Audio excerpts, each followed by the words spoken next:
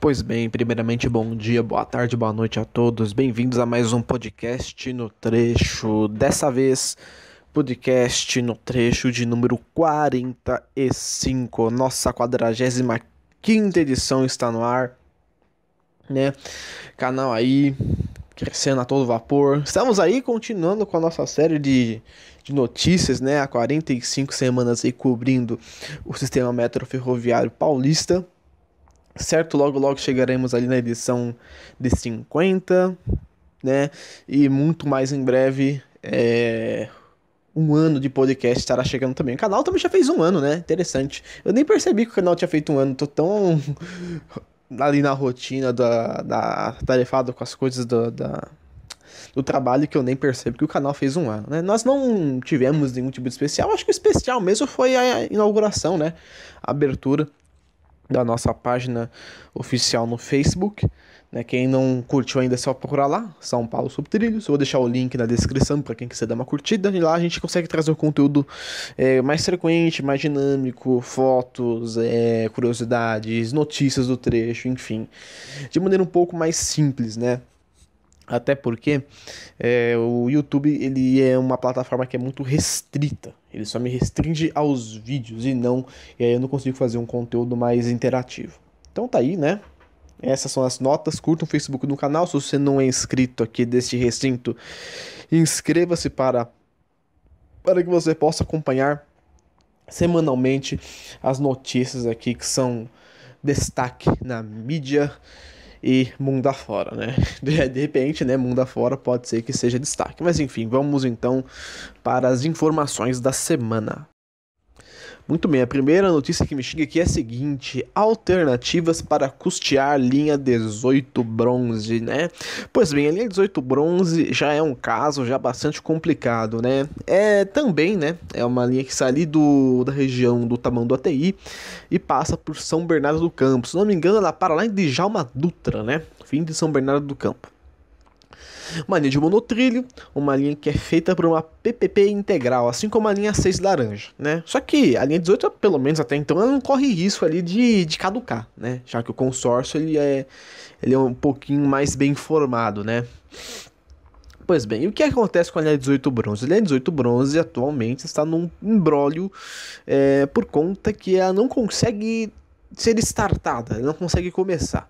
O que impede que as obras se iniciem são as questões das desapropriações, ou seja, os terrenos que deveriam estar disponíveis para que a empresa começasse as obras não estão disponíveis. Será necessário fazer um investimento ali para liberar os terrenos e, consequentemente, iniciar as obras, né?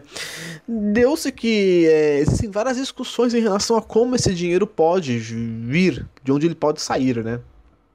Uma das sugestões que foi levantada pelo governador Márcio França, né, recentemente, foi a questão da criação de um novo tributo somente para o investimento desta obra, que seria a contribuição de melhoria, né? O que é essa contribuição de melhoria que foi comentada aí recentemente? Essa contribuição de melhoria geralmente é exigida quando houver valorização de imóveis próximos aos empreendimentos. Geralmente, quando uma região ganha uma linha de metrô, o valor dos imóveis daquela região sobe de maneira assustadora. Afinal de contas, você vai ter um acesso mais fácil à região, é uma comodidade maior, e com certeza o terreno que antes era, sabe, um lugar isolado se torna um lugar com transporte de massa, um lugar acessível, e isso com certeza atrai ali os olhares de muitas pessoas. Quem não quer morar perto de uma linha de metrô? Isso ajuda todo mundo, né? Nesse caso, então, a ideia é que sejam cobradas taxas em relação a essa valorização, que não podem ser maiores, claro, né, do que o índice de valorização média, por assim dizer, né? Um imóvel que custa 100 mil reais vai começar a custar 300 mil reais com uma linha de metrô.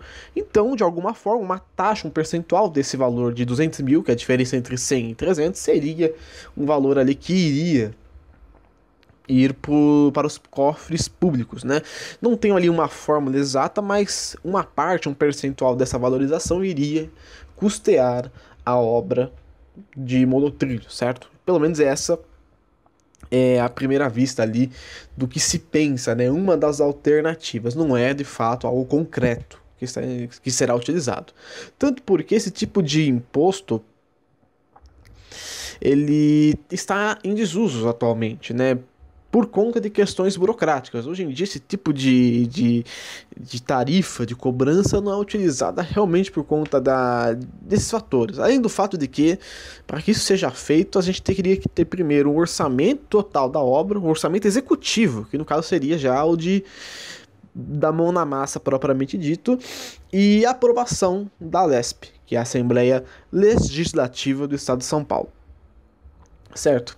Entre outras opções que também nós temos para o desenrolar da linha 18 bronze, é um saldo positivo que acabou sobrando das obras da linha 5, né? Para quem não sabe, a linha 5 já está quase sendo finalizada, vai atrasar um pouco, mas vai ser entregue.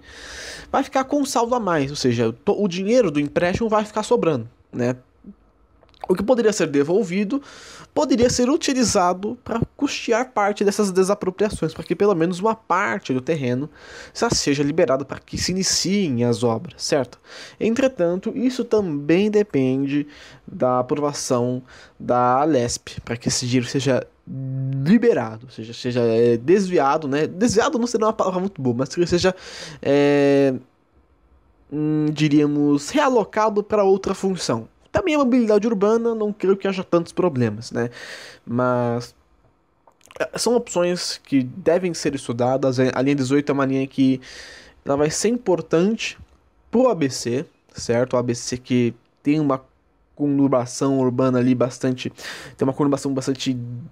é denso, uma região densamente povoada e que precisa de melhorias na mobilidade. Até porque os contratos com a concessionária já foram assinados e a concessionária precisa fazer a obra, né? Mas tá aí, novas opções, né, são cogitadas. Veremos então se daqui a alguns meses alguma dessas aí sai do papel. Muito bem, nossa próxima nota aqui é a seguinte: operação do monotrilho será ampliada. Pois bem, dessa vez, monotrilho da linha 15, afinal de contas é o único que a gente tem de fato entregue, certo? Um novo trecho ali de 5 estações, né, depois de Oratório, são elas São Lucas, Camilo Haddad, Vila Tolstói, Vila União, certo? São 4? Eu esqueci alguma. São Lucas, Camilo Haddad, Vila Tolstói, Vila União e Camilo Haddad. Não sei se é de Camilo Haddad. Esse trechinho novo da linha 5, da linha 15 prata foi entregue em abril deste ano, logo da saída do governador Geraldo Alckmin. Entrega um pouco polêmica, porque as estações estavam incompletas. Mas, finalmente, uma das grandes expectativas das pessoas já vai se concretizar, que vai ser a ampliação do horário, né? O indicativo de que a operação atingiu um novo patamar, atingiu um novo nível, certo? Essa operação agora, assistida ainda, vai continuar, né, de segunda a sexta, né, infelizmente para quem não pode ir no final de semana, para quem só pode ir no final de semana, isso é um problema. De segunda a sexta, das 9 da manhã até as 4 horas da tarde, ou seja, 2 horas a mais, 1 hora de manhã, 1 hora de tarde. Vai ser bom porque esse engordado no horário vai possibilitar que as pessoas que moram no entorno das estações possam usufruir das obras, e de que também as pessoas tenham ali, que às vezes vão visitar, tenham maior dedicação ali, uma visita mais cômoda, né, por assim dizer. Certo? Disse aí, né, por aí, que existe a possibilidade de que as estações, muito em breve, abram em período integral, já em operação comercial com cobrança de tarifa. Isso possivelmente seria feito quando da abertura da estação Jardim Planalto, que é a próxima na lista de inaugurações, certo?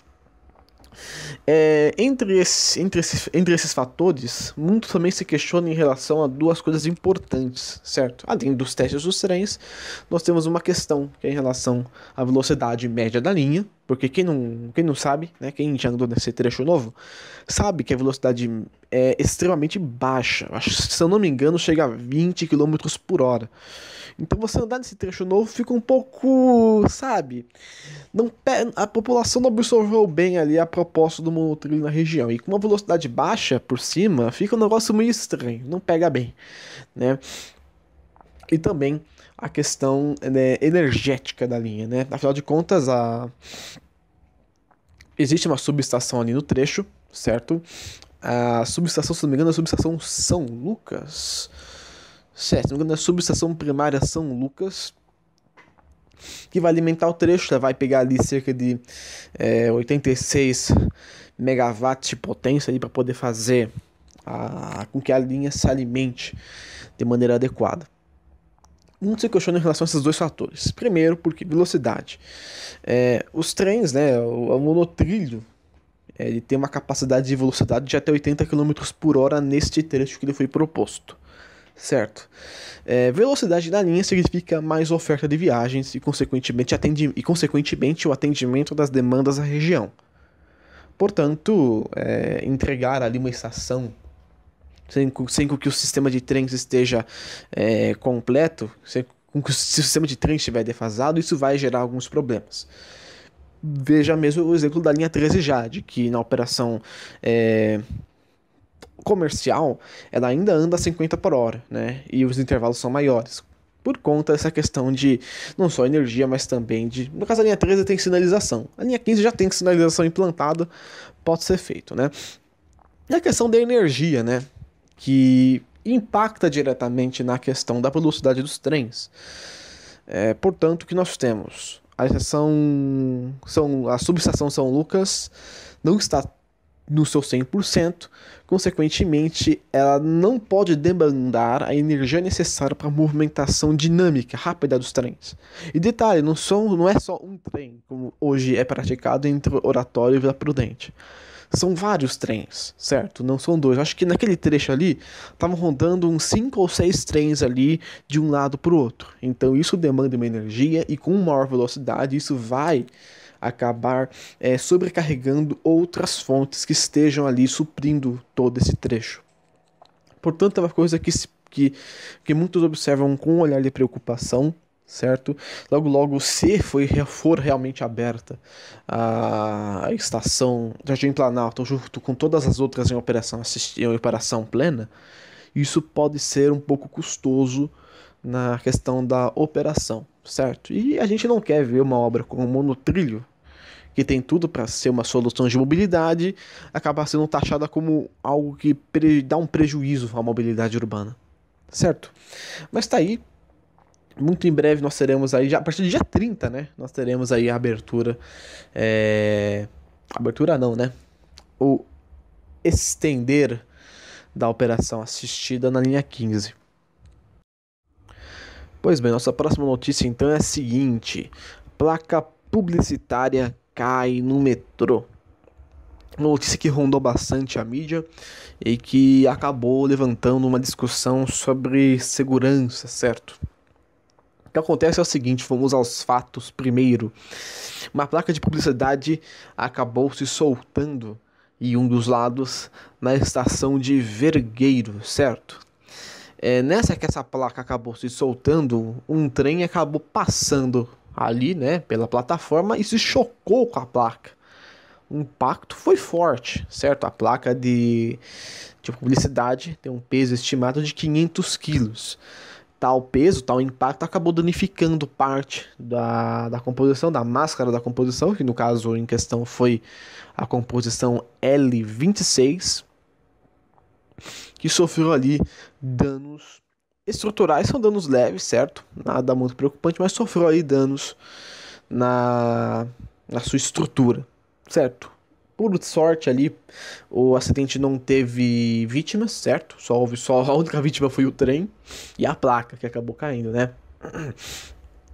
No caso, o que ocorre nesse tipo de situação? Essa placa de publicidade, ela foi instalada pela empresa JCDecaux, certo?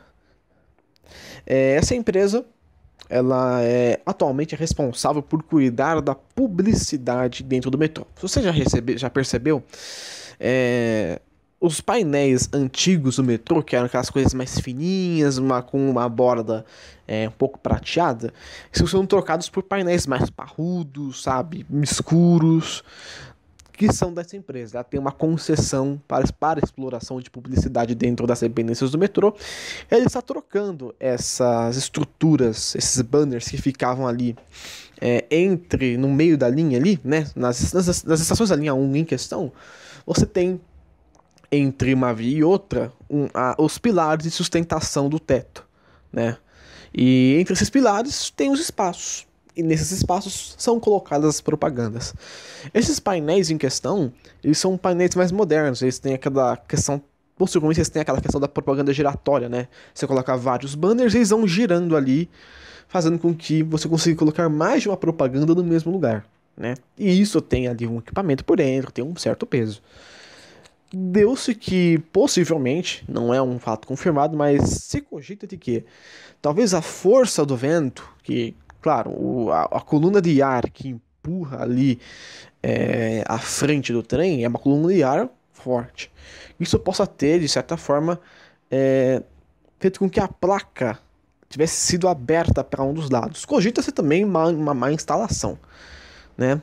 Cogita-se que essa placa tenha sido aberta ali por conta dessa ação do vento e de que nessa que abriu o trem veio com tudo e pau, deu uma cacetada ali na placa, certo? Nessa atuação ocorreu de que a linha 1 ficou paralisada em alguns trechos. As estações diretamente afetadas foram as estações de Liberdade, São Joaquim, Vergueiro, onde aconteceu o fato, e Paraíso, certo? O resto do trecho começou a operar com velocidade reduzida, no caso entre Tucuruvi e Sé, e entre Ana Rosa e Jabaquara. Operaram só aquele trecho, o restante do trecho foi feito por Paes durante cerca de 1 hora. A via teve que ser desenergizada para que o material fosse retirado, e aí sim a operação voltasse ao seu normal. Certo? Nesse caso, realmente uma situação anormal, né? Você não prevê que aconteça esse tipo de coisa, certo? Mas, de fato, né? A empresa que detém o uso ali da questão publicitária, a JCDecaux, ela vai fazer ali toda uma averiguação para ver o que aconteceu de fato. Não sabemos se haverá algum tipo de penalidade por parte do metrô, mas, né, possivelmente esse caso vai ficar arquivado ali em algum lugar estranho. Fato é que a coisa aconteceu e isso vai dar com certeza uma visão maior para a empresa concessionária desse serviço sobre uma instalação com maior segurança. Afinal de contas, a gente não pode ter paralisação por conta de uma questão totalmente alheia ao transporte público. Pois bem, então vamos aqui para a nossa penúltima notícia aqui do podcast, que é a seguinte: Estação Liberdade tem alteração no nome. Pois bem, essa notícia pegou todo mundo de surpresa e causou polêmicas. A alteração do nome da Estação Liberdade, que agora vai passar a ser chamada de Liberdade Japão, passou ali pelo aval do governador Márcio França, o atual governador do estado. A mudança possivelmente vai ocorrer ali nessa semana, quando for homologada no Diário Oficial, certo? Muito se fala sobre esse tipo de mudanças de nome de estação.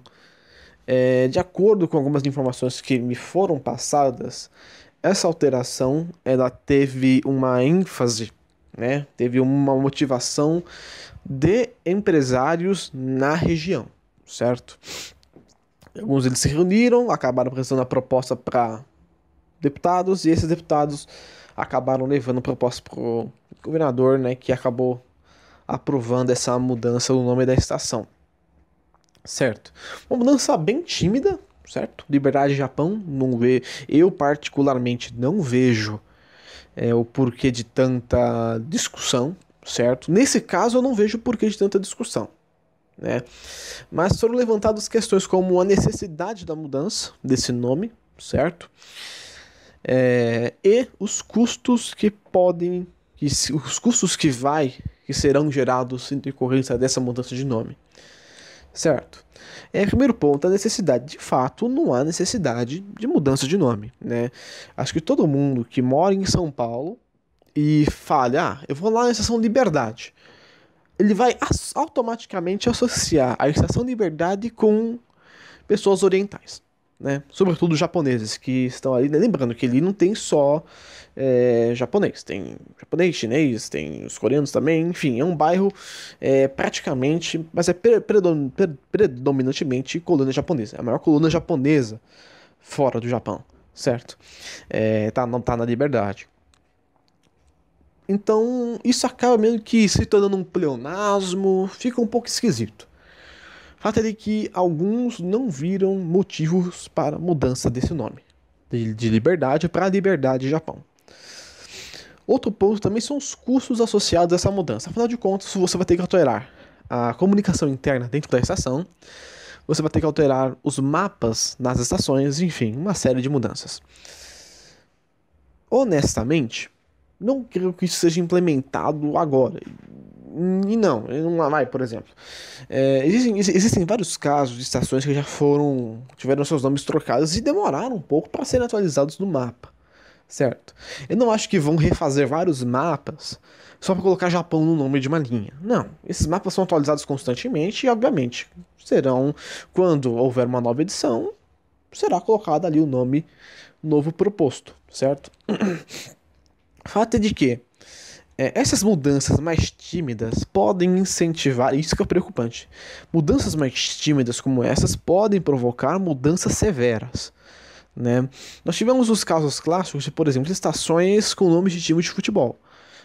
Corinthians Itaquera, Palmeiras Barra Funda, Portuguesa Tietê, Santos Imigrantes, Juventus Moca, são exemplos de estações que possuem nomes de time associados ao nome da estação, certo? Os casos mais complicados acabam indo para a questão de associar nome de pessoas, certo? Nós temos, por exemplo, o caso de Vila Lobo Jaguaré, Jardim São Paulo Ayrton Senna, né? Nesses dois casos, essas duas estações não tem tanto problema, eu não vejo tanto problema, certo? Né? A questão é quando você acaba envolvendo política e gostos pessoais nessa situação. Como, por exemplo, a gente tem as estações ali, Prefeito Celso Daniel Santo André. Estação Ribeirão Pires Antônio Bespalec. Estação São Caetano do Sul, Prefeito Walter Braido. Isso aí é um absurdo, né? O nome dessa estação. E pior é que a PA oficial da CPTM fala Estação São Caetano do Sul, Prefeito Walter Braido. Ele fala inteiramente o nome da estação. E ninguém sabe quem foi Walter Braido, ninguém sabe quem foi Antônio Bespalec. O Celso Daniel, tudo bem, ele tem uma história ali, tem uma polêmica por volta dele, isso até que é um pouco aceitável. Mas, sabe, algumas alterações são um pouco complicadas, certo? Ainda mais que em estações que são históricas. Esse rebatizamento de estação é complicado, porque existe todo um estudo por cima. O nome de uma estação, ela deve ser proposto como um principal ponto de referência na região. Sabe, estação Tucuruvi, você vai estar no Tucuruvi, sabe que vai estar na Tucuruvi. A estação Santana, por exemplo, Oscar Freire, Higienópolis Mackenzie, sabe, já vai lembrar algumas coisas. Butantã, Carapicuíba, enfim, é autoexplicativo. Portanto, isso gera polêmicas. Os empresários com certeza devem ter gostado. Os populares como um todo não gostaram. A mídia especializada, num geral, não gostou também da mudança. Para mim, opinião pessoal agora, não acho ruim, certo? Mas é sempre bom ficar atento com mudanças tímidas, porque depois podem propor mudanças mais pesadas. Como uma mudança que estava sendo prevista para alguma estação da linha, se não me engano era a estação Vila Mariana, que teria o nome de um pastor, um pastor batista, e aí já não, aí já vira várzea, e quando vira várzea, começa a ficar complicada a situação. Então tem a notícia, em breve uma estação terá seu nome alterado ali. Liberdade passará a ser Liberdade Japão. Pois bem, então vamos para a nossa última notícia do podcast. Essa notícia que eu não coloquei ela na pauta, eu lembrei dela só agora. Uma notícia importante e que responde aí a muitas perguntas que me foram feitas ao longo desses meses. A nota aqui, né? Não tem nota aqui, é gravação direta, né? Composição da Frota G começa a prestar serviços pela linha 1 Azul. Finalmente, a tão esperada Frota G vai começar a operar na linha 1, certo? Foi feito aí um registro, se eu não me engano, foi na segunda ou terça-feira, certo? Do Frota G prestando os serviços ali pela linha 1, ainda em fase de teste, certo? O que acontece em relação à presença do Frota G no metrô? O Frota G, que foi um tipo de trem que foi constituído especialmente para a linha 2 verde em decorrência da sua modernização, passou para a linha 3 vermelha por conta do seu layout que melhorava ali, né, por conta das portas mais largas. E no final, né, acabou indo para a linha 1. Né, o que ocasionou essa mudança desses trens do G indo para a linha 1? Acontece o seguinte, o metrô está passando ali por uma modernização como um todo, e ele vai começar a fazer algumas alterações em alguns trens, especialmente os trens da Frota J nesse primeiro momento. Os trens da Frota J, eles, como um todo, serão deslocados da linha 1 para a linha 2. O motivo é a homologação do sistema CBTC dentro das composições. A única linha que atualmente tem o CBTC é a linha 2 verde. Atualmente, toda a sua extensão já é servida pelo CBTC. Portanto, isso vai fazer com que as composições já estejam autorizadas para poder trafegar nesse trecho, já com essa nova sinalização. É algo que precisa já ser feito. Por quê? Porque muito em breve nós teremos a instalação de CBTC nas linhas 1 e nas linhas 1 e 3 do metrô. Norte-Sul, Leste-Oeste, linha 1 azul, 3 vermelha. Deixar para fazer essa homologação tarde demais seria um pouco preocupante, porque nós não teremos os trens para circular no novo sistema, certo? Existem uma série de trens que serão ali testados, certo? Então nós possivelmente veremos mais mudanças. Entre esses trens a gente tem o Frota J, o Frota I eu não sei se está completo, fica aí a dúvida, Frota H e o Frota K. O Frota K é realmente ali é um mistério, né? Porque talvez nós possamos ainda ver o Frota K na linha 2, algum outro trem, um Frota J ali na linha 3, enfim. Né, fica aí a curiosidade. Nada oficial, mas o que de fato foi confirmado é que algumas composições, cerca de 4 ou 5 composições da Frota G, vão ir para a linha 1 para substituir os trens da Frota J. Eles voltarão para a linha 2? Não sabemos. Nós não temos essa confirmação se eles vão voltar para a linha 2 de novo. O fato é que, nesse período aqui, agora, uma composição já está sendo testada, que é a composição G22, certo? Então, essa notícia, certo? Foi de bate-pronto, não teve ali um destaque especial, ninguém na mídia especializada comentou sobre esse fato ficou mais restrito aos ferrofãs. Destaque especial aí pro Roberto Trevisan, que fez a cobertura do G na linha 1 azul. Certo? Agradecimentos a ele porque ele fez os primeiros vídeos e as primeiras fotos dessa composição. Pois bem, então foi isso aí. Esse foi mais um podcast no trecho, edição de número 45, finalizando essa semana, essa última semana de julho, certo? Espero que vocês tenham gostado do vídeo. Se vocês gostaram, não esqueça de dar sua contribuição, dê seu like, compartilhe o vídeo, se inscreva no canal para acompanhar mais desses noticiários semanais. É isso aí. E até a próxima semana com mais uma edição do podcast No Trecho.